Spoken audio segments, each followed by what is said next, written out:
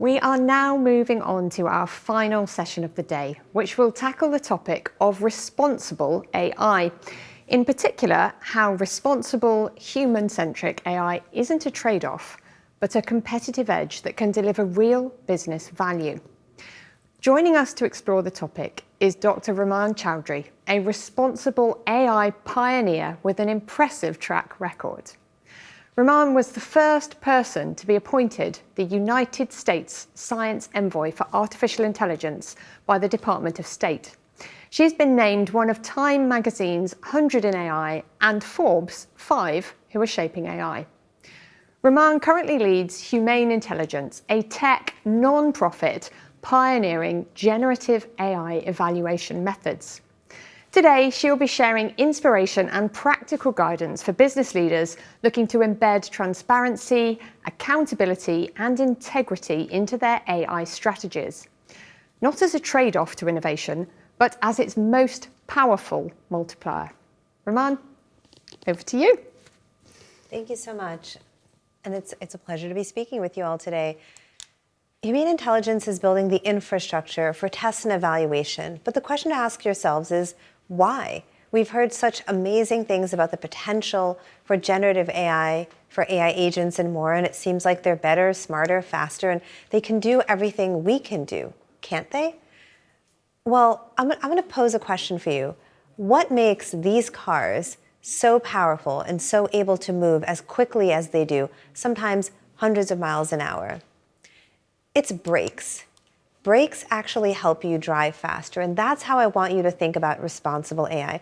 Now, when you hit the highway, maybe you're not in a Formula One race car, but you're in your car and you're driving at quite impressive speed sometimes compared to, horses and buggies of previous years. It is not actually your engine or your gas pedal that actually helps you drive faster. It's the comfort and knowledge of knowing that if something were to happen, you can abruptly stop what you're doing and save yourself from a worse situation. And that's how I want you to think about responsible AI. Responsible AI are issues of addressing fairness and ensuring non-discrimination. Responsible AI imparts transparency and accountability, as well as explainability. Responsible AI is privacy and data protection, human oversight and autonomy, as well as sustainability and societal well-being. Now, this is a very, very long list of questions, but again, given the impressive potential of this technology, don't you think that our brakes for AI should think about all of these different issues so that you can be driving a lot faster? Now, the framing of responsible AI and AI in general that I like to take is one of actually traditional risk management. So how should you understand AI risk? And what do we mean when we say risk? So risk actually takes many different forms. You can have compliance risk, what a lot of people talk about, just the law. Operational risks, in other words, what is the impact to your day-to-day operations of your business? Financial risks, how might it impact money, your bottom line? Strategic risks or reputational risks, what is the impact of public perception of your product? Cybersecurity risks, which have been discussed today, as well as environmental risk, which often means your literal physical environment, but often with artificial intelligence, this actually means the earth and the environment itself. And yet, when we talk about the risks of AI, really the only two that seem to come up are compliance risks and cybersecurity risks, leaving more than half of them completely unaddressed. So what do we do about risk? Well, there's multiple things we can be doing. There's avoidance, reduction, transference, and acceptance. And a good risk management practice tries to understand all the different avenues of risk and have a strategy for what to do. And this is a very critically important slide because most of what we do today in artificial intelligence is this: simply try to avoid it. Because there seems to be a perception that either your product or your tool has to be absolutely perfect or you simply just don't talk about what's going on. Now, risk avoidance is one strategy. Often it is risk transference, reduction, and acceptance that are better strategies for businesses that are really trying to think about addressing the impact of these systems. So critically important takeaway here is that responsible AI is not about creating the most perfect product. It is not about thinking about every single potential harmful scenario and addressing it. It is about having a defensible moat by which you can discuss the decisions you have made as an organization. Because again, there's no such thing as a perfect technology, but the ability to break, to stop what you're doing and actually take thoughtful action when something starts to happen is the smart way of building AI responsibly. So a lot of responsible AI focuses on the concept of risk reduction, and that's actually a huge low-hanging fruit, and there's a lot of potential for this in AI today. You can think of all the ways in which we are not addressing basic evaluations, oversight, monitoring, etc. So a lot of what you can do today is actually about risk reduction in responsible AI. However, again, I invite you to think through all the different strategies that you do about risk.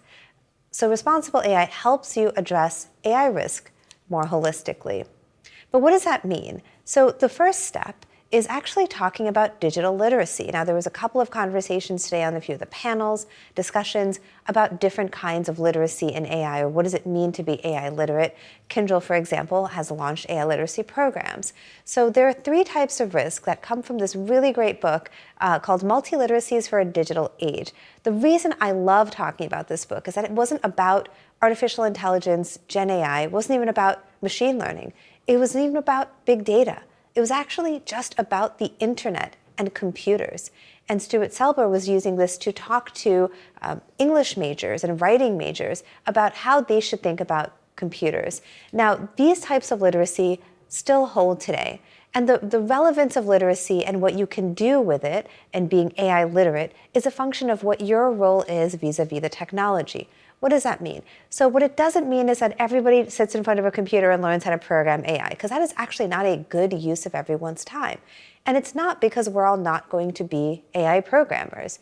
So the first stage is functional literacy, using a computer as a tool. So this is, frankly, most people. You're not a developer, you don't work at a big tech company, so you're going to use this product somebody has built, and then your goal in being literate is to effectively employ this technology. How can I use it in a very smart way?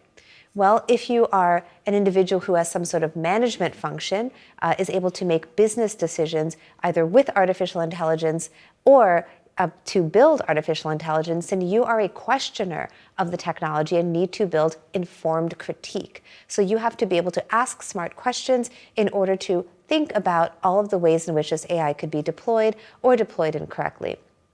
And finally, as a developer or producer of this technology, if you're building AI, you need rhetorical literacy. In other words, reflexive practice. What is my role in building an AI future? And what does it look like when the tool I have built is put out into the world and I cannot control how other people may use it or how this technology can proliferate? So when we talk about literacy, it's really important as a first stage in responsible AI, as you build it into your organization, to really think through these different kinds of literacy. So functional literacy, if your technical is embedded in your day-to-day, how do you build and use these tools? But importantly, the question to ask is, how do I step out of my bubble? If you're a non-technical user, the kind of questions you'll ask is, how do I interact with it? How can I engage with this tool as opposed to as a result of it, having more agency over what's happening? Critical literacy, again, if you're somebody who is in a position of management or has the ability to deploy this technology or control how the technology is built, you need to ask questions like, can I interrogate the robustness of this technology?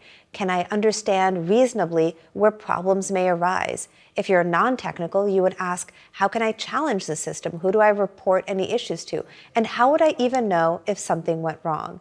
Finally, we have rhetorical literacy, and these are for people who are the developers of this technology. And if you're a technical developer, you need to ask questions like, how can my product interact with society? And if you're not technical, ask questions like, where does the power lie within the system? How can people interact with it? Do they have agency, oversight, etc.? All of the previous questions that we have asked. So if we want to drive literacy into practice, what does it mean for companies to engage to build responsibly? So a few years ago, after I led my practice at Accenture, building a global practice in responsible AI, a few of us actually made a big case study that was published in Archive and also written up in Sloan Management Review, as well as a few other venues.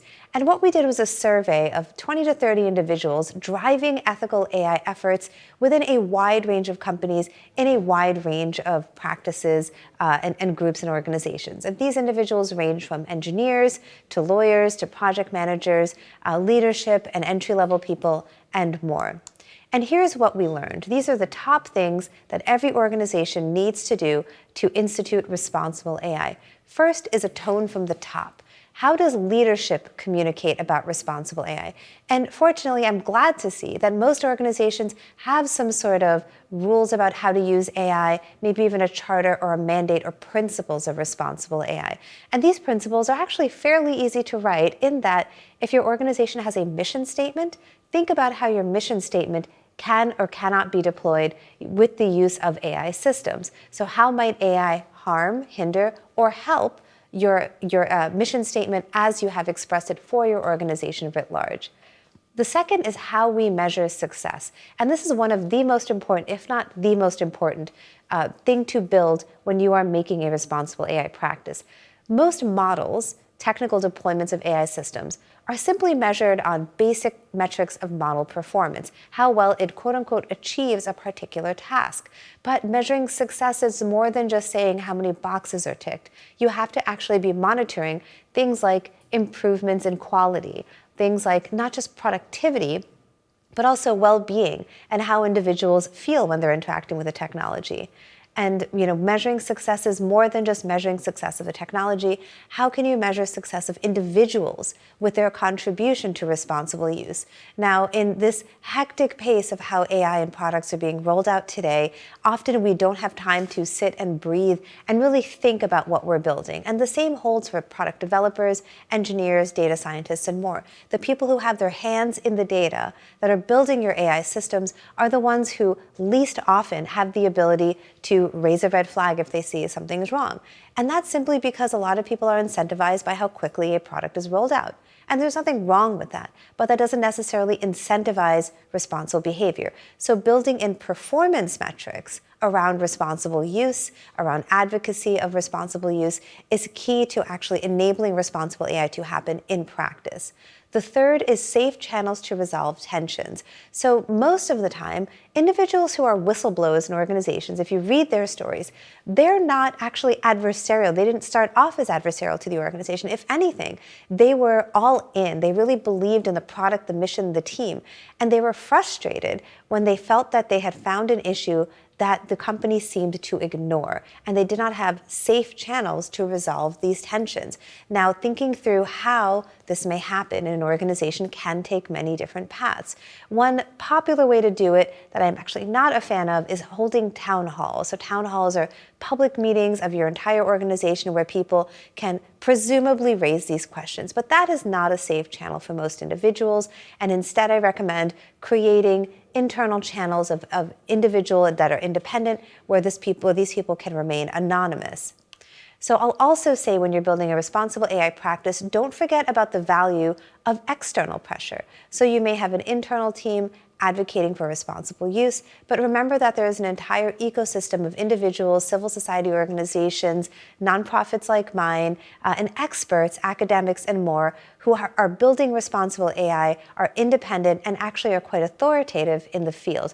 Now, it is one thing for your internal group to say we have internally built a taxonomy to identify AI bias and risk, but it is a whole other animal to say this third-party external respected organization has built a framework that we can then import inside. So the value of external pressure in building responsible AI is quite critical. And finally, and importantly, proximity to product and leadership. Responsible AI is simply window dressing unless it is proximal to product and leadership, and the individuals on those teams are able to meaningfully engage end-to-end with product, how it is developed, even how, and also all the way to how it is deployed, and also has the ability to take authority and action and leadership if they see something going seriously wrong. Now, of course, this means that you're trusting every member of your team to have the best interests of your company, your product, and its responsible use in mind. And this is why different forms of literacy are incredibly important. And this is also why the individuals in your organizations need to feel safe. They need to understand that the mission of the organization is to build and to build responsibly and to feel respected in that environment so that the issues they are raising are truly in the best interest of the long-term health and benefit of the organization. So one issue that comes up often in this discussion is the idea of a human in the loop. How do we create that? Well, within an organization and company, a good way to make human in the loop is to have diffuse accountability. Remember when I said there are different ways of measuring success that can bring in ideas of responsible use? This is where that comes in. So it is not, and it should not be, the responsibility of one group, one party, or one individual to be wholly responsible for all of responsible use. And frankly, that is not a job that myself or anybody else would want. Instead, aligning responsibilities to expertise is how you build human in the loop. Second is clear and transparent processes. How are decisions being made, and how are these decisions being adjudicated or possibly challenged? As I had mentioned, third, success metrics not just for your models, but for your people in order to have a culture of responsible use. And externally, if you're outside of a company, how can systems be made to address and redress harm? That is actually the work that Humane Intelligence does. Being transparent when talking to individuals outside an organization about what these systems can, and importantly, what they cannot do. The third is to bring in outside opinions by design. How does it look to have an advisory group of individuals who are well-versed in responsible use and can actually provide thoughts and perspectives to improve your products? And then also ask questions and know your rights as it relates to legal issues, as well as deployment issues all over the world. So importantly and critically, I'm going to spend a lot of time here talking about this. Companies that lead in responsible AI stand out in crowded markets. There's a reason that you have seen so much discussion as it relates to responsible use from the highly regulated industries like banking, like healthcare. And that's because they have been down this road before, and importantly, they have the right infrastructure already in place to build responsible AI. They have oversight, they have legal functions, they have technical functions, and more. So here are the ways in which companies that lead in responsible AI stand out in crowded markets. First is trust and customer loyalty. Now, all over the world, the average person on the street does not trust AI, and this is pretty much all across the board. If you're in the US watching this show, you'll know that there's a Pew Research study that came out in April that pretty much said that the gap between AI experts and the average person on their perceptions of AI is massive. In other words, the average American does not trust AI systems, and everybody agrees, experts and lay people alike, that AI needs to be better regulated. But that means building customer loyalty and addressing the potential reputational risk is what you should be thinking about. Responsible AI practices foster trust, leading to stronger customer relationships and long-term brand loyalty. The second, of course, is compliance. And while I mentioned that this is the one that people talk about the most, we are not likely to enter an environment of compliance. However, building AI responsibly today and having a proactive stance not only reduces the likelihood of not being compliant in the future, but also it helps shape how these regulations are being made. Because what we're finding is a lot of governments are actually asking companies that are known for building responsibly, how do they do it? And that can actually influence the kinds of laws that are being written. Third is brand reputation and ethical leadership. So a reputation for responsible innovation can actually be a decisive factor in procurement decisions and market impact. Innovation and long-term growth. Remember when I said brakes help you drive faster? Well, we seem to be going faster and faster in AI. So by embedding responsibility into these systems, organizations ensure the solutions are sustainable in the long term. And finally, it is a competitive advantage today in regulated industries and also more broadly in general. So in sectors like finance and healthcare, responsible AI is essential for regulatory approval and consumer confidence. Thank you so much for your time, and we'll be taking your questions. Rumman, thank you so much. Thank you. So many practical pieces of advice, which hopefully the audience are going to be able to take away. We've got lots of really good questions here. And opening with, what do you think is the biggest risk associated with the rapidly increasing use of AI, and what happens if we don't take that risk seriously? Oh, that's a great question. I'll say organizationally, one of the biggest risks is just simply avoidance, not thinking about the problem because it seems too big and too insurmountable to address. And absent compliance, one thing I've heard from people is that they seem to believe that if they don't know the risk exists, it won't impact them if it's found later. That is the wrong way to be thinking about these things. And what happens is, there's a term called tech debt, where if you don't address the technical issues that are piling up these little things, they become very, very big things. And there is an ethical tech debt. If you don't address these issues as they come up, it builds and compounds over time. And then in the future, you'll find that the investment to fix it will be quite significant. Yeah, and I assume the risk is spiraling at the same time. Absolutely. Yeah, fantastic. Thank you. Actually, all of these are, I think, quite interrelated.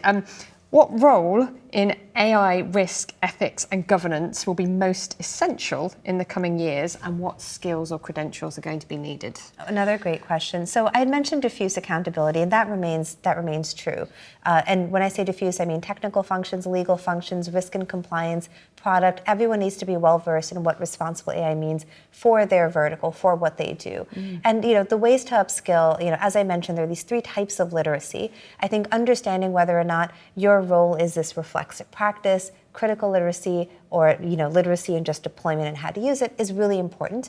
But for individuals that are part of building and deploying responsible AI, I think it is a more holistic understanding, a socio-technical understanding of not just your product, but how your product impacts your consumers. Yeah, great, thank you. And actually it ties in really nicely with what we've heard today. We've heard actually implementing AI in the first place requires organisational-wide buy-in, but led from the top. But it sounds as though this is the same, right? Everybody Absolutely. has a role to play, but it needs to be led from the top. So to that point, how do you get senior leaders to recognise that ethical AI really is a business advantage and not just this performance ticking box? Right. Well, it's about longevity of your brand. It's about longevity of your product. Most companies that are building things that go directly to consumers appreciate that probably the most. And I think good leaders recognize that the longevity of a brand is not tied to how fast your technology works, but also it just boils down to whether or not people trust you. Now, I think in the last 20-ish years, even less, we have seen brands that we thought were infallible completely fall apart. And whether this is in banking, this is in healthcare, and other industries, and more. And a lot of times it was because of a lack of trust. Yeah, thank you. Again, beautifully leading on to this, but could you talk about the role of transparency and observability in ethical AI? I'm assuming this sort of dovetails with trust, right? Absolutely. Well, and it's interesting because a lot of that language originates in GDPR, right? When we talk about data privacy, this is where we get transparency, explainability. But the issue, my issue with those terms is that it actually does not include the most important part, which is accountability. Yeah. Because frankly, again, this is back to reflexive practice and the power dynamic, right? Today, the biggest tech company that you use that maybe is in your phone and on your laptop, et cetera, could just decide to send everybody a message saying, by the way, we sell all your data and we're making tons of money off of it. And there's actually nothing you could do about it because the power dynamic, the authority they have, the ownership they have over your data, this is what half the lawsuits against most of the frontier model companies are about. It's ownership of data. So transparency and explainability are great, but they're only good if there's also some method of accountability. And when we see this tension between transparency and frustration, right? But frustration when regular people are reading about, what companies are doing with AI systems, and the company in good faith think they are being transparent. What people are responding to is not just a knee-jerk critique of a technology, but the feeling that it reminds them that there is nothing they can do about it. So building in smart accountability measures is the right way to go. Yeah, fantastic. Thank you. And last question of our morning's events. I'd like this to be kind of a good takeaway for the audience. If our business leaders watching this today went back in the office on Monday and they decide to do something differently as a result of this talk, what would you advise them to do? Oh, I did this for years at Accenture. This is the first thing to do. Take your company's mission statement and principles, not about AI, just for what you want to do with the company, and align that to AI. Ask yourself, how can AI help achieve these goals, and how could AI hinder achieving these goals? That is the most important thing a leader of any company can do today. Oh, thank you, and super, super practical as well. Thank you so much for joining us today. Thank you for having me. Absolutely fantastic.